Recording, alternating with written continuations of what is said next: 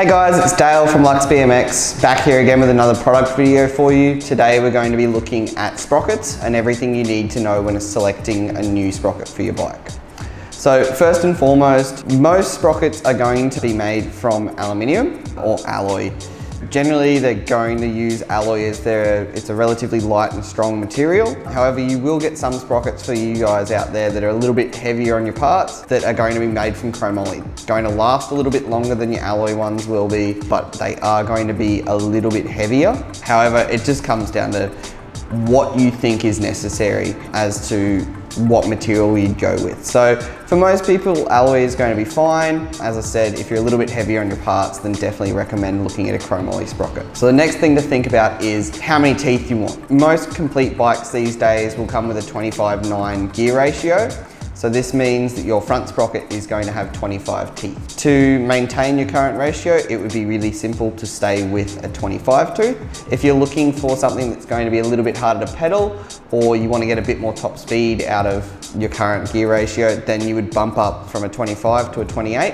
3 teeth doesn't seem like it's going to make a lot of a difference, but it really does add up when you think about how that ratio does change. Basically, I would be thinking about what your current gear ratio is, working out what you want to achieve by changing your sprocket. It may be that you just want to change it to have something that's a little bit beefier, or it could be that you're wanting to change your sprocket to alter your ratio to have that little bit harder pedaling and get a bit more speed out of it. What we need to think about is whether we're going to be going for a guarded sprocket or a non-guarded sprocket. So what I mean by this is, so your Tractor XL, the Tractor that we've got here is a non-guarded sprocket. This is pretty much what you're going to see on majority of people's bikes. However, let's say that you're big into your street riding and you're looking for something that's going to be a little bit more solid and is going to take a bit more abuse, you can go for something like this Eclat AK Sprocket. These are a removable guard sprocket. There are a couple of different varieties when it comes to guard sprockets. So you've got the ones like this that have the removable and replaceable guard. This one's actually made out of plastic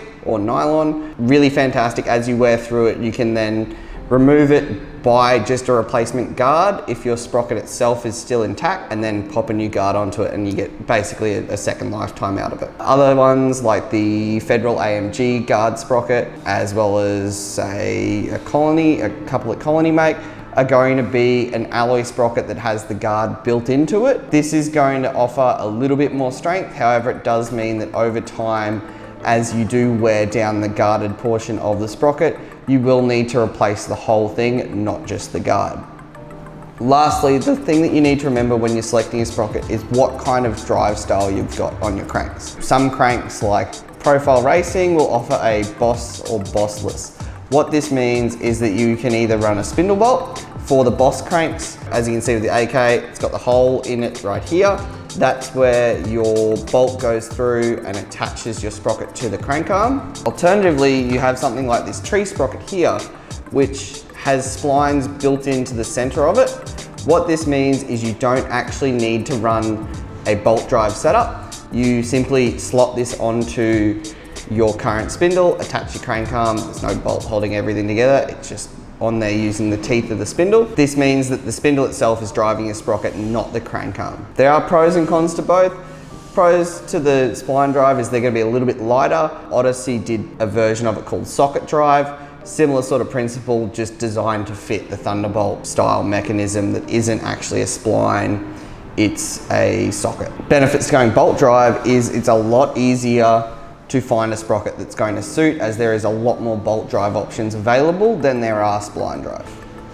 Other than that, it just comes down to personal preference as to whether you're going to run guard, non-guard, and what ratio you're looking to get. For you older guys out there that's running, say, a 16 tooth on the rear, you're going to need to look for something that's got a lot more teeth, say like 44 tooth, at which point your options do become a little bit more limited, as this sort of gear ratio is nowhere near as common as it once was. As always, if you have any questions about the products that you've seen today or any products that are listed on the website, please feel free to shoot us an email to help@luxbmx.com.